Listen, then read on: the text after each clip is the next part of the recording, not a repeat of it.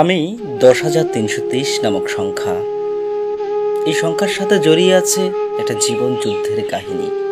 আমি সেই সংখ্যা, যে সংখ্যা নিয়ে বর্তমানে সবাই চর্চা করছে।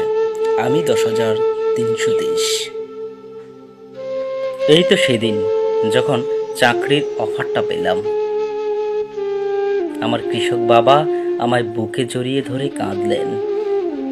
তখনও বাবার গায়ে কাদামাখা গন্ধ ছিল। সেই কাদা আমার বুকে লাগলো। আমি বাবাকে জড়িয়ে ধরে কাঁদতে লাগলাম। বললাম, বাবা, এবার আর তোমাকে রোদে কাজ করতে হবে না। এবার তোমাকে বৃষ্টিতে ভিজতেও হবে না। সেই ছোটবেলা থেকেই এ চামড়া পুড়িয়ে আমাকে লেখাপড়া শেখালে।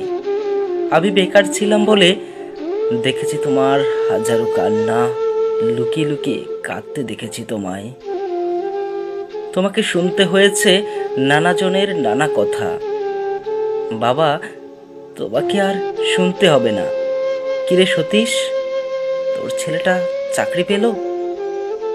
না বাবা, না, এমন কথা তোমায় আর শুনতে হবে না। আমার কথা শেষ করতে পারলাম না। বাবা আমার মাথায় হাত বুলিয়ে দিচ্ছিল, নিজেও কাঁদতে লাগলো আর বলছিল, তাড়াতাড়ি যা, তোর মা হারানের বাড়িতে ধান মারাতে গেছে, যা শিগগির আনন্দের খবরটা দে। আমি চোখ মুছতে মুছতে মায়ের সামনে দাঁড়ালাম। আমার মা আমার চোখের দিয়ে চেয়ে বলল, কিরে, কি হয়েছে?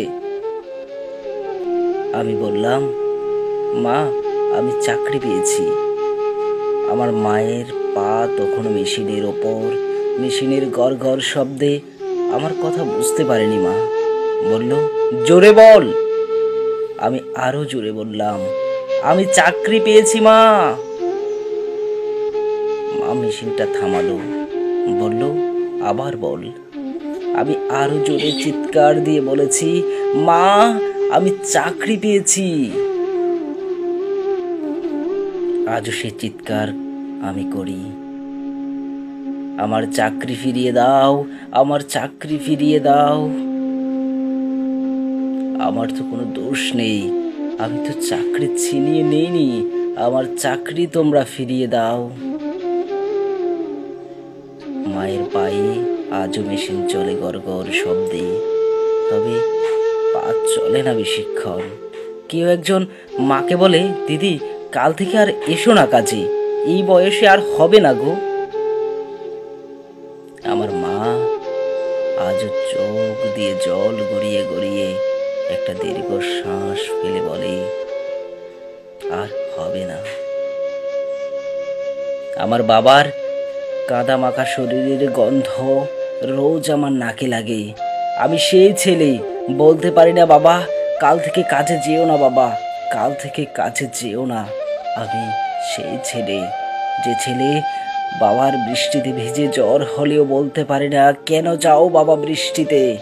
আমি সেই ছেলে।